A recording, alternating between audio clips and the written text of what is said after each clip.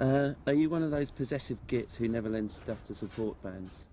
Tom, you could borrow my stuff. You can have everything you want. I always lend things to the support bands unless it's a dog-faced tournament and they can go fuck themselves. Do you want kids? Me, kids? Yes. One day. Well, what do you want? Sir, what do you want? Huh? Why are you so insecure? Me, insecure? Forget it. Fuck off. Have your parents ever watched one of your gigs? If so, was it embarrassing? It was embarrassing when my dad took out his video camera and put the whole show on tape. That was kind of embarrassing.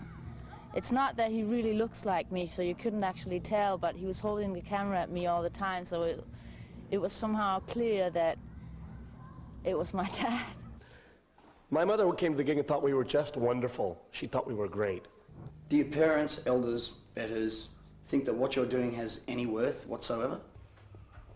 They've disowned me. Yeah? Yeah. My parents have come to several of my shows and they've had a really good time. My mom gets mad when I don't sing her favorite songs. How long do you realistically expect to be doing this? Will you force your children to listen to your own records? Yeah, right now I've done it for 4 years. I don't really know, but I think I would play the records to my kids, but they'd probably be much better than I. They would be excellent punk rockers, so... How many towels do you have at home that you stole from hotels while you were on tour, you cheap bastard? Well, I don't steal towels, but I got lots of soaps, small soaps. They're excellent to have at home. What's the best thing you've ever stolen at a club? Nothing. I don't steal things. It is wrong to steal.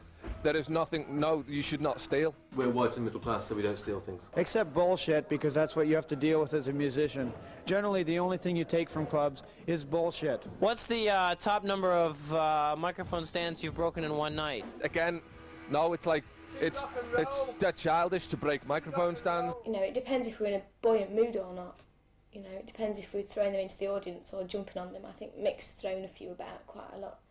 So I say the maximum is 2, but we've probably actually not broke any, because although we look quite violent, we're actually little gentle kittens. Do you carry your own roll of toilet paper with you?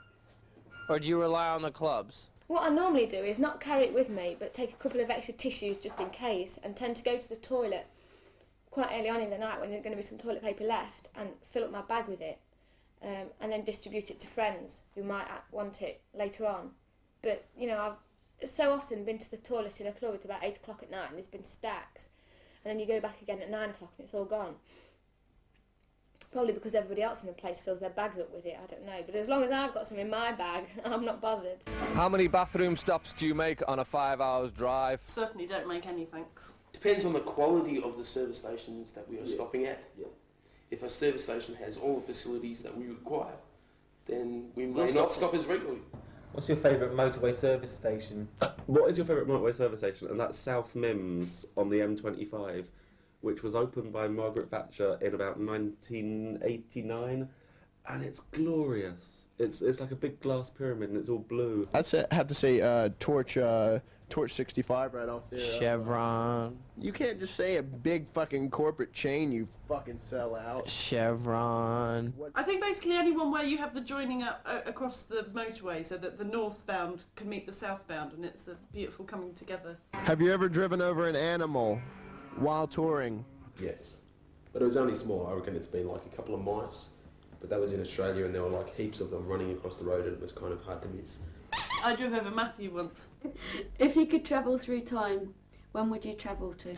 What do you mean we can travel through time? Of course! Of course. We have traveled here to Earth 1994 just so we could make this fantastic video.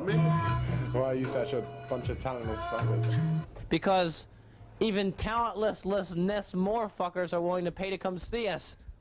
I would have to say that Astroman is the world's most practical joke, and the punchline is...